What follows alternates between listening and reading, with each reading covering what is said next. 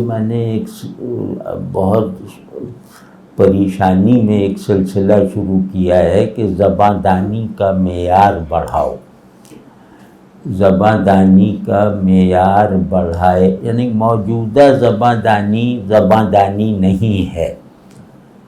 یہ دکاندار اور خریدار کے درمیان مکالمے کی ضرورت تو پوری کرتی ہے، اس سے آگے نہیں۔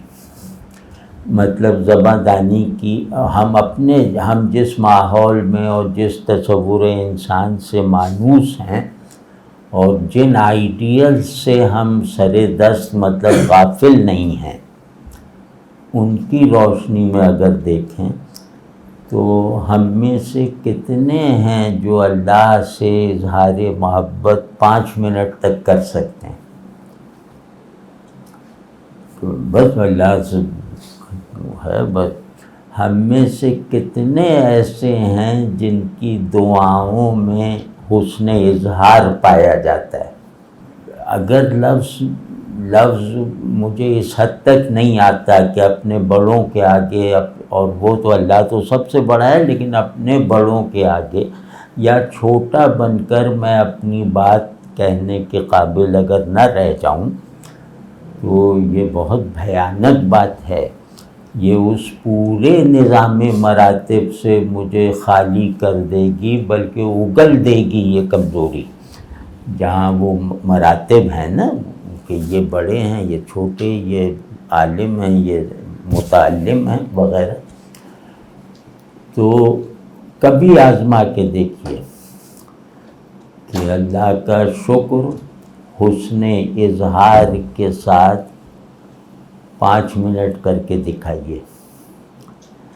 تو یہ کوئی معذوری نہیں ہے کہ چلو آپ مجھ سے کہیں کہ عربی میں اللہ کا شکر ادا کر کے دکھاؤ، تو میں ظاہر معذور ہوں، مجھے عربی آتی نہیں۔ یہ معذوری، آپ پنجابی جانتے ہیں، آپ سندھی جانتے ہیں، آپ اردو جانتے ہیں، جو بھی زبان جس میں آپ ذرا وہ ہیں رواں، جس میں آپ کو اعتماد ہے کہ میں یہ زبان جانتا ہوں، اس زبان میں 5 منٹ اللہ کی تعریف کر کے دکھائیے۔ آپ 2 منٹ اپنے لفظوں میں اللہ سے توبہ کر کے دکھائیے۔ آپ اللہ کو جن جن ناموں سے پکارتے ہیں، یعنی جو ہماری عادت میں ہیں، وہ بہت سے اللہ کے اسماء ایسے ہیں جو ہمارے محاورے میں نہیں آتے، وہ کبھی کبھی آتے ہیں، لیکن کچھ اسماء حسنہ ایسے ہیں نا جو ہمارے محاورے میں بھی ہیں اور روز ہماری زبان سے نکلتے ہیں۔ ان میں سے کوئی بھی اسم اگر کوئی مجھ سے پوچھ لے کہ یار اللہ کا نام ہے یہ، تو اور اللہ کی کسی صفت کی طرف اشارہ کر رہا ہے، تو یا ذرا وہ ہمیں بھی چکھا دو کہ ہم بھی ذرا وہ ہو جائیں، بندگی میں ہماری ترقی ہو جائے۔ تم رحمان کا مطلب، رحیم کا مطلب کچھ بتا دو، تاکہ ہم اللہ کی معرفت میں کم از کم وہ لازمی ترقی ہمیں نصیب ہو جائے جو بندگی کی بنیادی ترین ضرورت ہے۔ بتا دو کوئی صاحب ہوں تو اب مجھ سے کوئی پوچھے نا کہ بھئی ایسا کوئی آدمی بتا دو جو اللہ کے ان ناموں کو جو ہمارے روزمرہ میں ہیں، وہ ہمارے اس کی کوئی اس میں چھپے ہوئے جو اللہ کی شانیں ہیں وہ ذرا سا ہم پہ کھول دے، تاکہ ایک لطف بھی آئے اور مطلب سجدے میں بھی مزہ آئے اور لگے کہ ہم اللہ کے بندے ہیں۔ میں کسی مدرسے میں کسی کو نہیں بھیج سکتا، میں کسی خانقاہ میں کسی کو نہیں بھیج سکتا، اگر میں اپنے آپ کو امانت دار سمجھوں، جیسے حدیث میں آیا کہ مشورہ دینے والا امانت،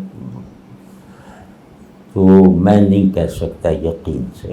ہوں گے بہت، لیکن کلچر یہ ہے کہ جو جاننے والوں کو چھپنا پڑ رہا ہے، سمجھنے والوں کو گمنامی میں محدود کر دیا گیا ہے، مطلب ان کی قدر نہیں ہے نا. تو قدر یوں نہیں ہے کہ ان کی طلب نہیں ہے، لوگوں میں یہ طلب نہیں ہے کہ اس سطح تک اللہ سے تعلق پیدا کریں. اور اس سطح کیا، یہ فرض سطح ہے، یہ کوئی وہ تھوڑی کہ آپ امام غزالی کی سطح پہ سوچ رہے ہیں. یہ سب سوچنا یا ان ضرورتوں کو محسوس کر کے ان ضرورتوں کو پورا کرنے کی کاوش کرنا فرض عین ہے ہر اللہ کے بندے پر. تو اب ایک امت ہے اور وہ بیچاری اپنے اپنے معبود، اپنے محبوب، اپنے سب کچھ جسے وہ کہتی ہے اس کے بارے میں بالکل سپاٹ ہے. ہاں ان سے کہہ دو کہ یا ذرا سے جا کے چیف جسٹس کی خوشامد کراؤ تو یہ آدھا گھنٹہ کریں گے. یا جہاں ان کا دنیاوی مفاد ہو، یا اپنے پیر صاحب کی منقبت لکھ لو، تو وہ کمالات دکھائیں گے کہ وہ آدمی حیران رہ جائے گا. جہاں جہاں ان کا زندہ تعلق ہے، تعلق ہمیشہ مفاد پہ ہوتا ہے، لیکن بعض مفاد باعث فخر ہوتے ہیں، بعض مفادات ذلیل کر دیتے ہیں آدمی کو خود اپنی نظر میں. تو وہ جو اپنی نظر میں شرمندہ کر دینے والے مفاد عاجلہ جنہیں کہتے ہیں، ان سے ہمارا زندہ تعلق ہے، سچا تعلق ہے. وہ ہماری حقیقی ضرورتیں ہیں، ان کو پورا کیے بغیر ہم رہ نہیں سکتے. اس کا ثبوت یہ ہے کہ کسی صاحب اقتدار سے خوشامد ہم سے کروا لیں. کسی بھی وہ کیا نام ہے بہت جو ہمارے کام آ سکتا ہے اس کے سامنے ہم سے دعوائے عشق کروا لو، ہم کریں گے. اور ایسی فصاحت و بلاغت سے کریں گے کہ واقعی حیرت ہوگی کہ یہ وہ آدمی تھا جو کلمہ نہیں سمجھ پا رہا، یہ یہاں یہ کمالات دکھا رہا ہے. تو اصل مسئلہ یہاں آ کے رکتا ہے کہ آپ کا، میں جس سے بھی میرا اور آپ کا اولاد سے، ماں باپ سے، کسی سے بھی تعلق مفاد کو ضرور بیچ میں رکھتا ہے. دو طرفہ مفاد، کہیں دو طرفہ ہے کہیں یک طرفہ ہے. تو اس مفاد کی سطح کیا ہے؟ وہ محض حیوانی ہے یا وہ انسانی بھی ہے، یا یہ کہ وہ دینی اور روحانی ہے. مفادات کی کم از کم یہ 3 قسمیں ہیں. ہم سب کو چاہیے کہ ہم اس بات پر غور کریں اور اپنے آپ کو دھوکہ دیے بغیر مراقبہ کریں ذرا، اور دھوکہ دیے بغیر اپنے آپ کو کہ بھئی میرا مفاد کیا ہے، یعنی میرے مفادات کی سطح اور نوع اور کیٹیگری کیا ہے. اور یہ یاد رکھنے کی بات ہے کہ مفادات چاہے 1000 ہوں، ان کی کیٹیگری، ان کی نوع ایک ہوتی ہے. یعنی ایک مثال طور پہ امام غزالی کا دنیا کی میں مفاد کہ بھئی نوکری مل جائے یا وہ تنخواہ مل جائے یہ وہ، اور میرا وہی والا مفاد، یہ ایک کیٹیگری کے نہیں ہو سکتے. ان کا وہ مفاد بھی روحانی ہے جس نے اظہار کیا ہے دنیاوی ضرورت کی تکمیل کی خواہش کے طور پر. تو آپ سمجھ رہے ہیں نا، تو یہ بہت ضروری ہے. لیکن چلو ابھی تو وہ تو بہت آگے کی بات ہے. ابھی ہم سب کو 2 چیزیں بھائی ضرور دیکھنی چاہیے تاکہ ہم اسے دور کرنے کا مؤثر راستہ نکال سکیں. اور کوئی آپ کو نہیں بدل سکتا جب تک آپ کے اندر دھماکہ نہیں ہوگا اس وقت تک آپ کے اوپر چڑھی ہوئی پٹیاں کوئی نہیں اتار سکتا۔ یہ سب واہمہ ہے کہ پیر صاحب یہ کر دیں گے، استاد صاحب یہ کر دیں گے۔ دھماکہ آپ کے اندر ہوگا۔ ہاں، پھر جب پٹیاں اتر جائیں گی پرانی والی تو نئی جو درکار ہوں گی وہ آپ کو کوئی سمجھدار آدمی تجویز کر دے گا۔ تو پہلے دیکھیے کہ میرے مفادات کی سطح کیا ہے، اور مفاد کی آسان ترین پہچان یہ ہے کہ جو حاصل ہو جائے تو دل خوش ہو جاتا ہے، حاصل نہ ہو تو پریشانی رہتی ہے۔ مطلب حاصل نہ ہونے کی پریشانی میں وقفہ نہیں آتا، حاصل ہو جانے کی خوشی تو چلو وقتی ہوتی ہے، لیکن جو مفاد حاصل نہیں ہو رہا اس کی بے حصولی کا احساس ایک قلق کی صورت میں مسلسل ہے، سوتے جاگتے ہیں۔ تو چلو اسی کو دیکھ لو، میرا کون سا مفاد ہے جس کا حاصل نہ ہونا مجھے جگائے رکھتا ہے، جس کو پورا کرنے کی طلب مجھے بے چین رکھتی ہے، اور اس بے چینی میں وقفہ نہیں آتا۔ تو ایک مرتبہ بس 10 منٹ 15 منٹ پر مراقبہ کر لو، 2 رکعت نماز، یا جو چاہے سچا بننے کے لیے اگر شربت پینا ہے تو شربت پی لو۔ اگر تمہیں یہ اندازہ ہو کہ شربت پی لوں گا تو میں واقعی اپنے ساتھ سچا ہو جاؤں گا، یا نماز پڑھ لوں گا تو ہو جاؤں گا، تو دونوں میں سے جو بھی لگے وہ کر کے اب مراقبہ کریں کہ مجھے کون سا مفاد بے چین رکھتا ہے نہ حاصل ہونے کی حالت میں، اور کون سا مفاد جب حاصل ہو جائے تو دل یہاں دھڑکنے لگتا ہے خوشی سے۔ تو بڑوں کی حقیقت کھل جاتی ہے کہ مراقبہ کر کے تو دیکھو۔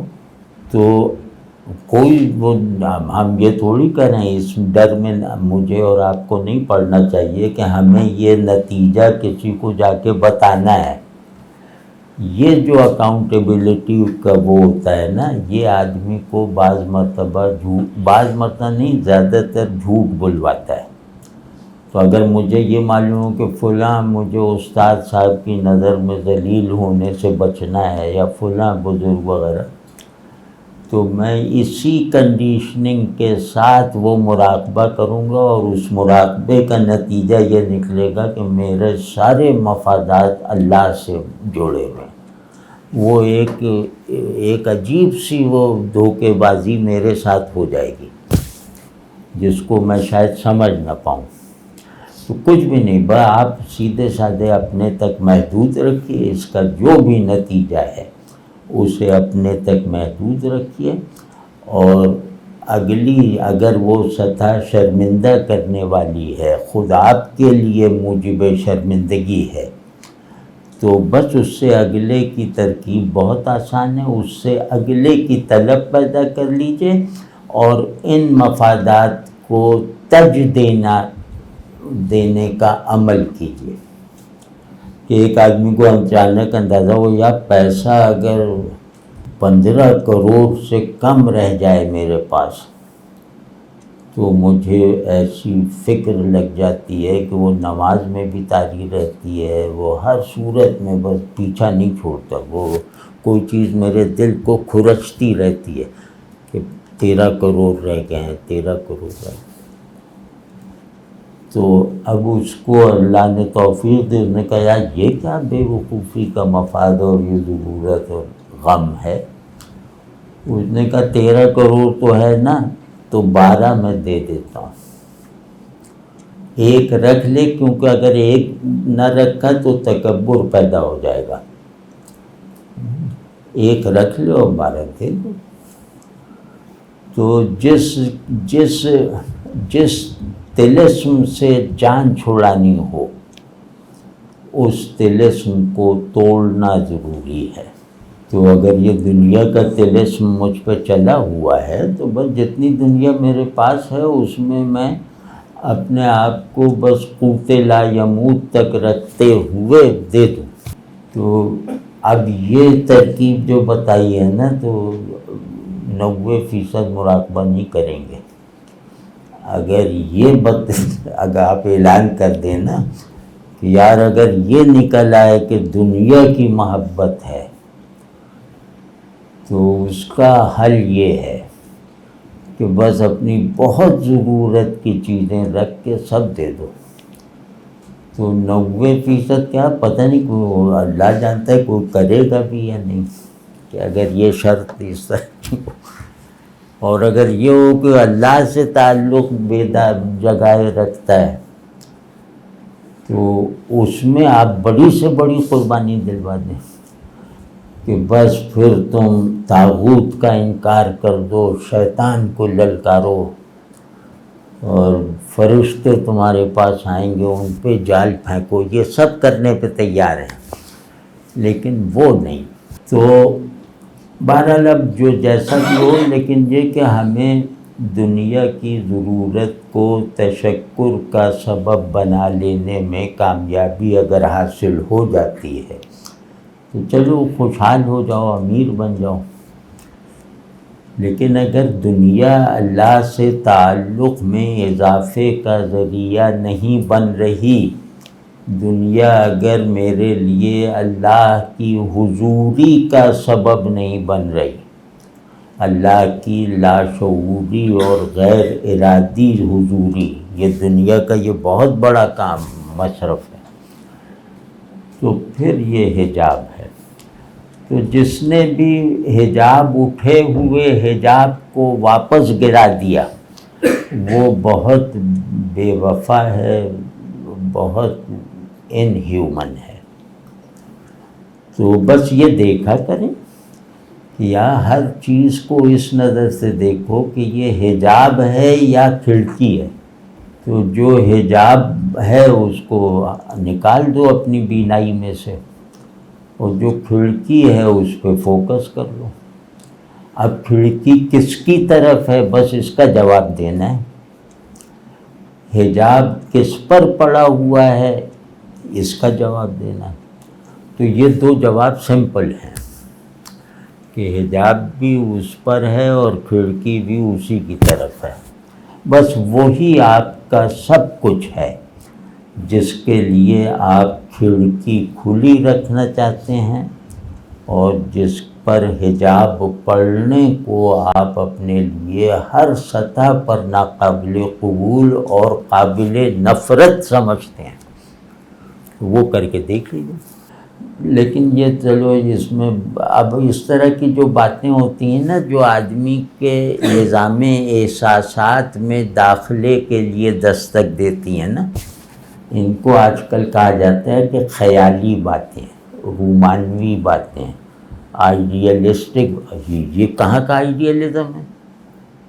آئیڈیلزم تو دوسرا، ان بیچاروں کو اچھا جو آئیڈیلسٹک کہتے ہیں انہیں آئیڈیلزم کو پتہ ہی نہیں ہے، جو رومانوی کہتے ہیں انہیں رومانٹسزم کا پتہ ہی نہیں ہے۔ تو اب آپ خود سوچیں کہ ہم لوگ کس حال کو پہنچے ہوئے ہیں۔ تو یہ تو نہایت نیچرل باتیں ہیں۔ کسی پر انکشاف ہو جائے کہ مجھے اپنی والدہ سے محبت نہیں ہے اور اس کا کوئی بڑا سبب بھی نہیں ہے، میرے سسٹم میں کوئی ایسی خرابی پیدا ہو گئی ہے کہ مجھے کسی شکایت کے بغیر اپنے والدین سے محبت نہیں ہے، تو اس پہ وہ کیا کرے گا؟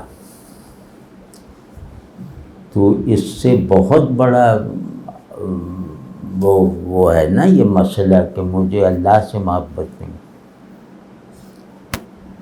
تو جیسے نہیں، اب تو ماں باپ سے محبت تو اب ضروری رہ ہی نہیں گئی، اب تو اس لڑکے نے باپ کو ہی قتل کر دیا۔ اب ماں باپ بھی ایسے ہی ہیں زبانی کلامی، لیکن یہ کہ اولاد سے ایک باپ کو اچانک احساس ہو جائے کہ یار مجھے اپنے بچوں سے محبت نہیں ہے، تو پھر وہ کیا کرے گا؟ سائیکیٹرسٹ کے پاس جائے گا، ادھر ادھر جائے گا نا، بھاگا دوڑا ہوا، عاملوں تک کے پاس چلا جائے گا، چاہے جتنا روشن خیال ہو چلا جائے گا نا اس ضرورت کے دباؤ سے۔ لیکن یہ انکشاف ہونا ابھی نہیں ہے، یہ تو ہم پہ برس رہی ہے یہ نحوست کہ ہمیں اللہ سے محبت نہیں ہے، اور یہ کمزوری اتنی زیادہ ہے کہ اس پہ بہانہ بنانے کے بھی ہم لائق نہیں ہیں۔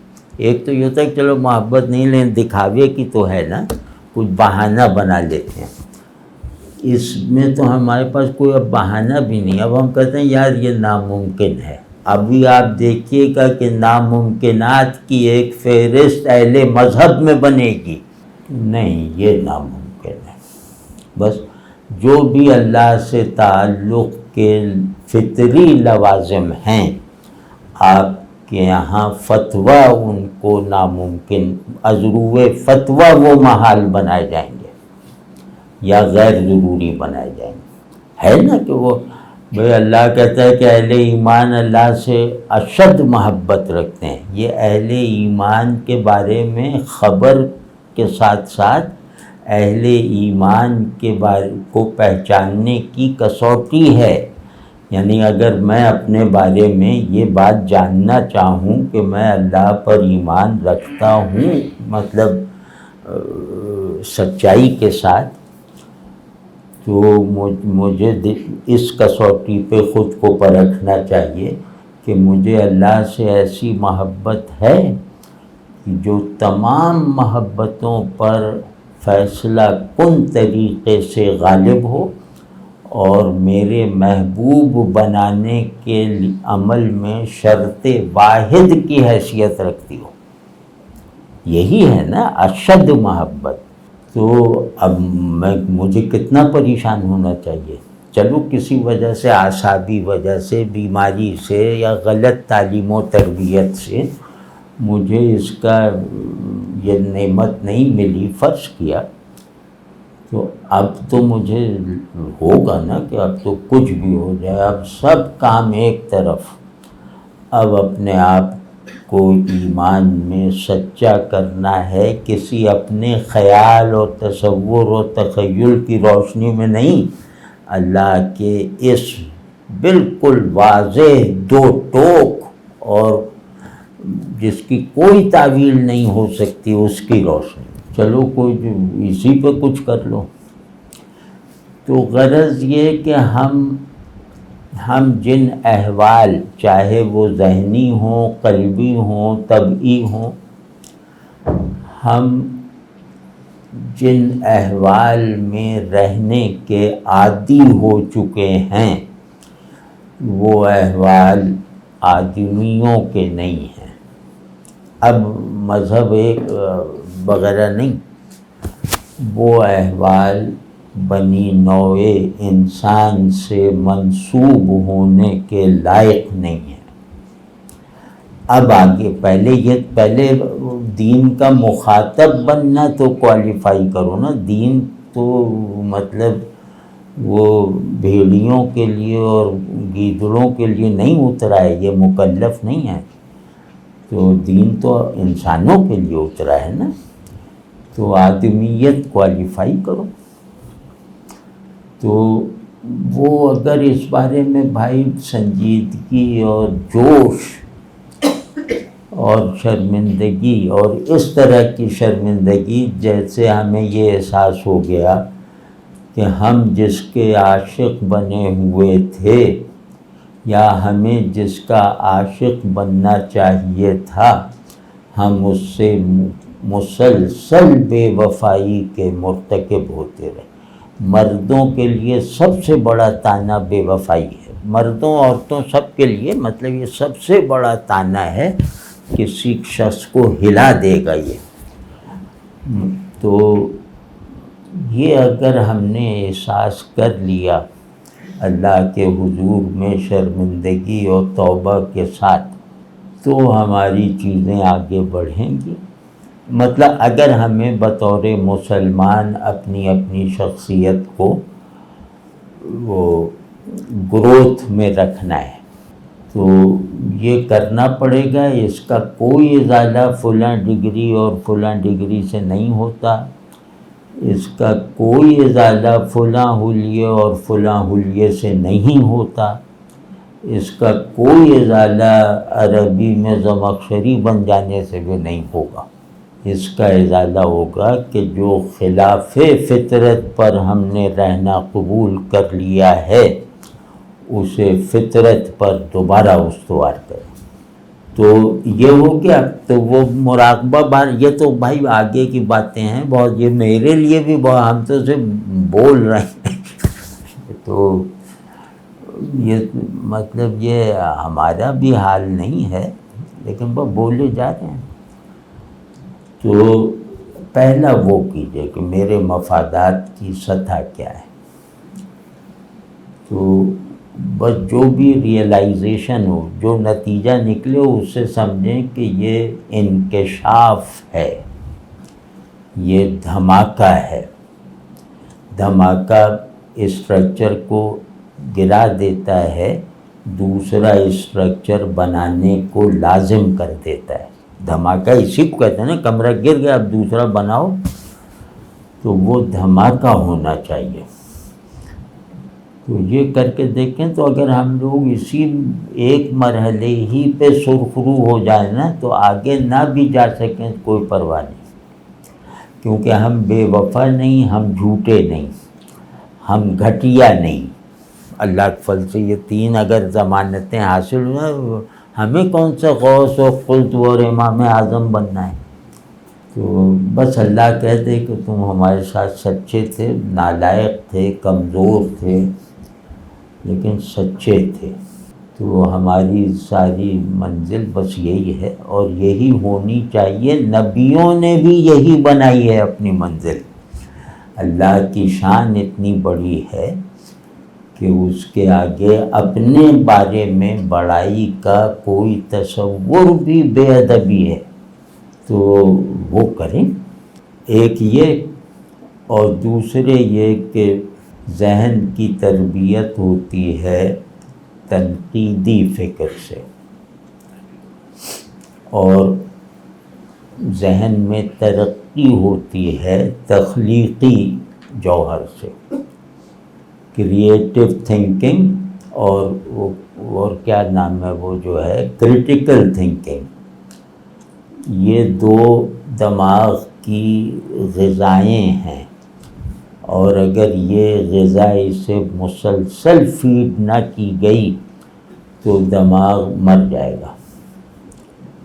پھر دماغ صرف حافظہ رہ جائے گا. تو اب واضح ہے نا یہ بات. حافظہ کیا ہے کہ دماغ میں ڈیٹا آ گیا ہے، بہت ڈیٹا ہے.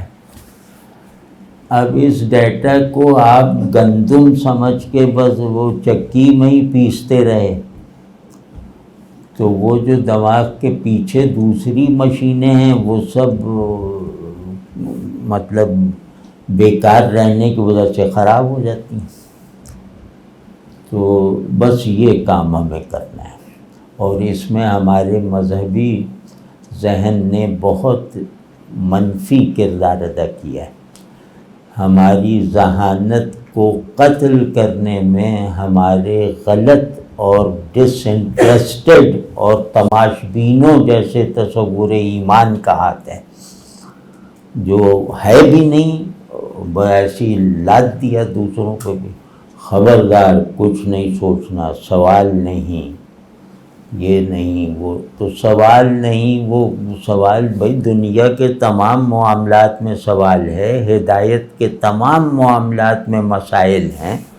وہ اگر میں نہیں پوچھوں گا کسی سے، ہاں یہ ٹھیک ہے کہ سوال کی صحیح اسپرٹ میں ہونا چاہیے، لیکن وہ میرا کام نہیں ہے. مجھے ہر سوال کو فیس کرنا ہے. اس کو بھائی اس کی میں آسان ایک ترکیب عرض کرتا ہوں.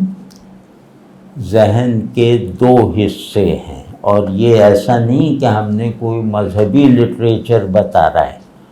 کوئی مذہبی لٹریچر کو حق نہیں ہے کہ وہ ذہن کیا ہے کا جواب دے. ذہن کا مطالعہ کرنے کے ڈسپلنس دوسرے ہیں.